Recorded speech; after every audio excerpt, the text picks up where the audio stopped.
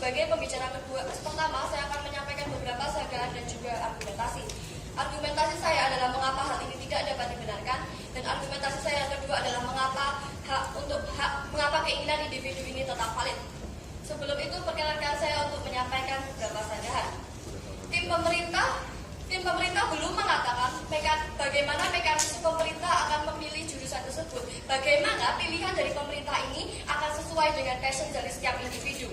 Karena kita ketahui walaupun individu itu memang mempunyai kemampuan yang lebih di bidang tersebut, belum tentu bahwa passion dari setiap individu itu memang di bidang tersebut. Walaupun dia memang pintar di bidang IPA, belum tentu dia ingin menjadi dokter. Bisa saja dia ingin menjadi dengan profesi yang lain. Lalu, tim pemerintah mengatakan bahwa hal ini dilatar belakangi dengan angka pengangguran yang tinggi. Lalu, lagi-lagi tim pemerintah perlu menjelaskan bagaimana angka pengangguran bisa dikurangi dengan adanya mekanisme mereka. Lalu, mereka juga mengatakan bahwa di status quo sekarang, banyak orang-orang yang tidak ingin melanjutkan kuliahnya karena mereka tidak merasa bahwa hal tersebut sesuai dengan keinginan mereka. Dewan Juri yang terhormat, bahkan di status quo mereka sudah merasa tidak sesuai dengan keinginan mereka.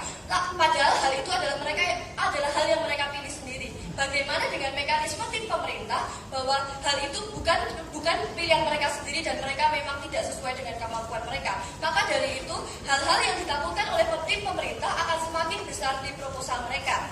Tim pemerintah kemudian mengeklaim bahwa usia SMA masih belum usia rasional. Namun, kita ketahui bahwa usia SMA ini adalah mereka sudah dewasa dan sudah bisa memutuskan pilihannya sendiri. Mereka sudah memiliki hak untuk kemudian memutuskan apa yang ingin mereka lakukan ke depannya. Lalu, kami percaya bahwa sekolah sudah cukup terlibat dalam mengarahkan kemampuan siswa ini sendiri, mengarahkan minat. Sebagai contoh, ada bimbingan konseling yang sudah ada, dan walaupun tim pemerintah mengatakan bahwa bimbingan konseling tidak cukup, namun di status quo sudah ada tes minat bakat baik secara psikologi maupun secara tertulis. Hal ini akan memastikan apakah secara psikologi memang peserta ini memiliki keinginan di bidang tersebut dan apakah mereka memang memiliki kemampuan di bidang ini. Beralih kepada sanggahan saya selanjutnya, tim pemerintah mengatakan bahwa karena pemerintah mensubsidi hal ini, maka pemerintah memiliki hak untuk mengatur.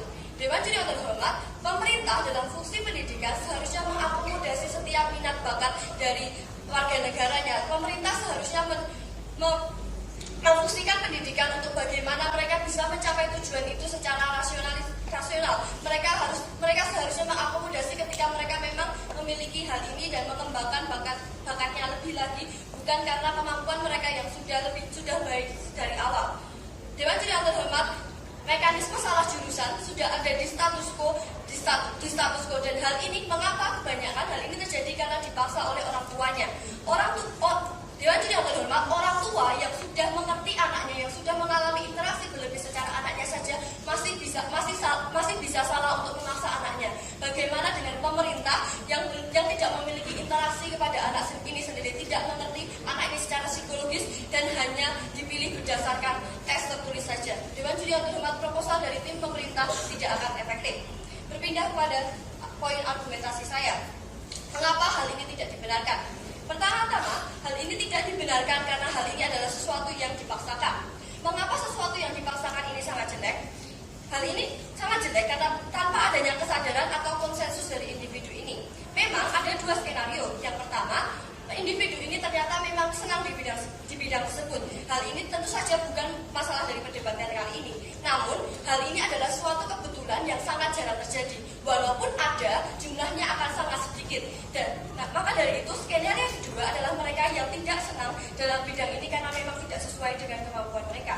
Setelah mereka keluar dari jurusan tersebut, maka mereka malah tidak akan dapat mengimplementasikan nilai-nilai yang akan mereka dapat. Dewan Juri yang terhormat, perlu diketahui juga bahwa parameter kenyamanan dari seorang individu itu berbeda-beda. Ada yang bisa nyaman ketika hal itu dipaksakan, ada yang tidak bisa merasa nyaman. Nah, ketika individu ini tidak nyaman, maka dari itu malahan akan mempengaruhi produktivitas mereka dan juga nilai prestasi mereka. Ketika nilai produktivitas mereka ini terganggu, mereka tidak akan bisa belajar secara giat, mereka tidak memiliki insentif untuk mengembangkan bakatnya lebih lagi. Dan ketika hal ini terjadi, mereka tidak akan mengerahkan usaha maksimal. Sebagai contoh, mereka hanya ingin mencapai nilai minimum saja karena memang mereka berada tidak sesuai dengan kemampuannya dan mereka hanya ingin lulus saja tanpa adanya keinginan ke depannya. Berpindah kepada argumentasi saya yang kedua. Mengapa keinginan individu tetap valid? Keinginan individu tetap valid karena mereka ingin mendapatkan paparan informasi ini. Pendidikan seharusnya mengakomodasi jika seseorang memiliki ketertarikan. Hak untuk memilih dari setiap individu tidak dapat dilimitasi. Hak untuk memilih ini adalah suatu hak yang subjektif. Hanya individu yang bisa mengukur kerugian dan juga keuntungannya. Mereka bisa mengukur apa yang akan mereka dapatkan ketika hal ini terjadi. Dan hak ini tidak bisa dicabut kecuali hak ini akan melanggar hak orang lain atau memberikan dampak buruk kepada orang lain. Ketika mereka memang memilih untuk dirinya sendiri, maka dari itu hal ini tidak dapat dilimitasi. Nah, dengan adanya proposal ini, hak individu ini akan dilanggar dan pemerintah akan mengontrol dan melakukan intervensi secara berlebihan. Dewan Juri yang terhormat, kami percaya bahwa status quo yang sekarang sudah cukup. Dengan adanya tes minat bakat yang diberikan oleh perguruan tinggi, tes minat bakat yang diberikan oleh sekolah, individu ini juga bisa memilih apa yang akan mereka inginkan.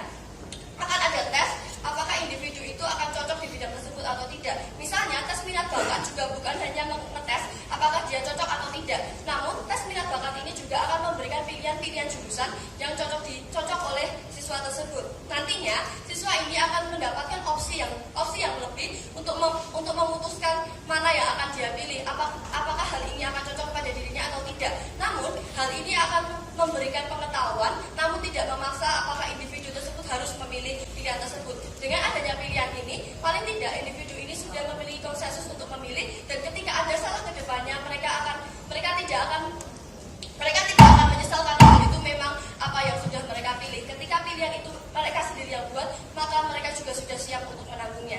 Dewan Juri yang terhormat, dapat disimpulkan bahwa pada proposal tim pemerintah tidak akan menyelesaikan masalah yang ada di status quo sekarang.